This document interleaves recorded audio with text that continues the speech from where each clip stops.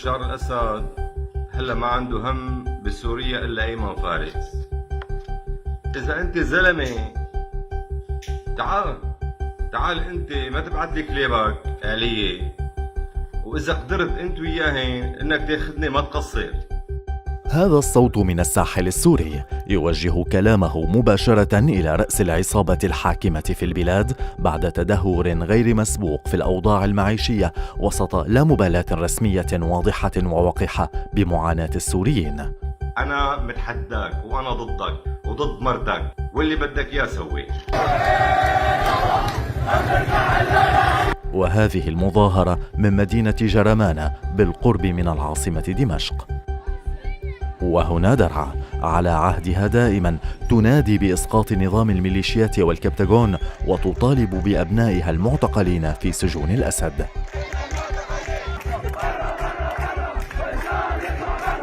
وهنا السويداء بمدنها وبلداتها التي تغلي منذ أيام بالمظاهرات والاعتصامات والإضرابات العامة وإغلاق الطرقات دون نسيان إرسال رسائل التضامن مع المناطق السورية الأخرى.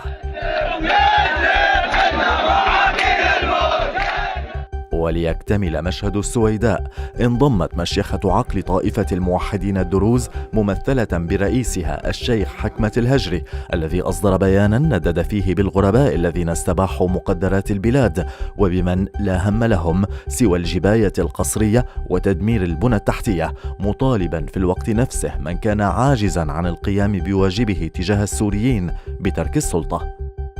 ويضاف إلى مشهد الغليان هذا كله حراك مدني موازن على شكل قصاصات ورقية يرفعها سوريون في عموم البلاد تنادي بإنهاء عهد القتل والفساد والذل. لذلك لم يكن هناك مطالبات داخلية برحيل الرئيس عن السلطة. في آخر مقابلاته التلفزيونية زعم بشار الأسد أن سوريا لم تشهد حراكا داخليا للمطالبة برحيله خلال ثورة السوريين عام 2011. أما وقد عادت مشاهد الثورة للانتشار والتوسع في مختلف مناطق البلاد، فهل سيقر هذه المرة بوجود هذا الحراك؟ حتما لا. فمن قتل وهجر ودمر واعتقل وعذب وقتل تحت التعذيب، ومن استدعى الاحتلالات لحمايته، ومن جعل اقتصاد البلاد بيد زوجته تسرق وتنهب فيه بلا حسيب ولا رقيب، لا يعير أي اهتمام للشعب. وإن حصل واستمع لما يقوله الشعب فيكون ذلك بانتقائية عالية وبما يتناسب مع نظريات المؤامرة التي اعتاد طرحها. اسمه 10 آب، وهذا الاسم يدل على تاريخ اللي هو 10 آب، هذا نحن في هذا الشهر.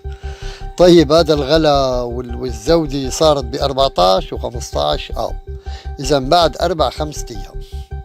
وبالتالي هذا يدل على أنه هناك كان في قنوات سرية بين يلي عمي قاموا بهي ما يسمى بحركة 10 آب وبين المسؤولين الزعران يلي رفعوا الأسعار بالتوقيت يلي بده السيد الرئيس يزيد الرواتب.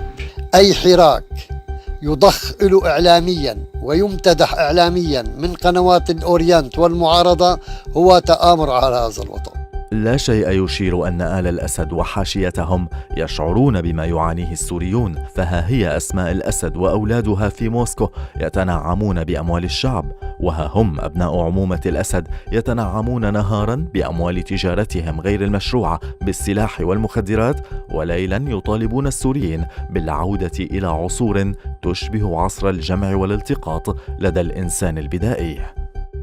وروحوا افلحوا أراضيكم، اعملوا اكتفاء ذاتي مثل ما كان أجدادكم وأجداد أجدادكم كانوا يشتغلوا. ما كان في بوقتها لا دولار ولا عملة ولا شيء، كان في زرعت أكلت.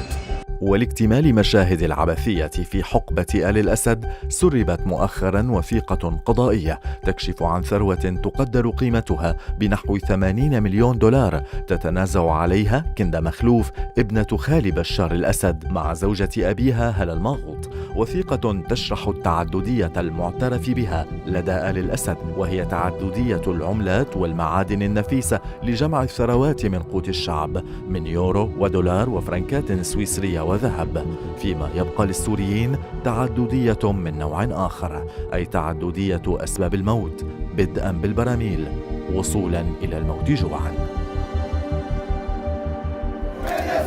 الوطن كوس على راسك عينك كوس.